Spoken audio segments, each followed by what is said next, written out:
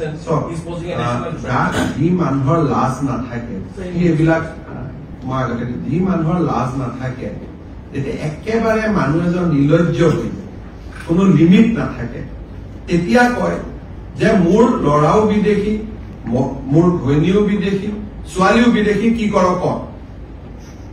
কিন্তু একদম যেতিয়া এটা মানুহ নিলজ্জতাৰ শেষ পৰ্যায়ত যায় যে ইয়াতকৈ আৰু নিলাজ নাই তেতিয়া মানুহ এটাই কয় আজি যদি কোনোবা এটা মানুহে কয় যে মই অসমীয়া বিৰোধী হয় মোক কি কৰিবি ক তেতিয়াতো আৰু কোনো একো কৰিব নোৱাৰে সো এইটো যিটো তেওঁ কৈছে এটা কথা মই ডেফিনেটলি কৈছো যে what ever he has reveal that is only 10% of it.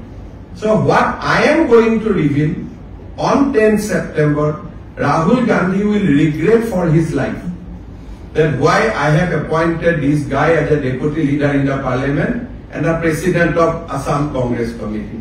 So now I know that Rahul Gandhi himself is encouraging Pakistani element in Congress party. Otherwise, if in a family 3% is not a citizen of India, only 1% is citizen of India, then who is nationalist party is going to encourage that guy? যিজন মানুহে নিজৰ লৰা ছোৱালীক ভাৰতীয় হোৱাৰ যোগ্যতা বুলি নাভাবে তেওঁ আমাৰ লৰা ছোৱালী কি চকুৰে চায়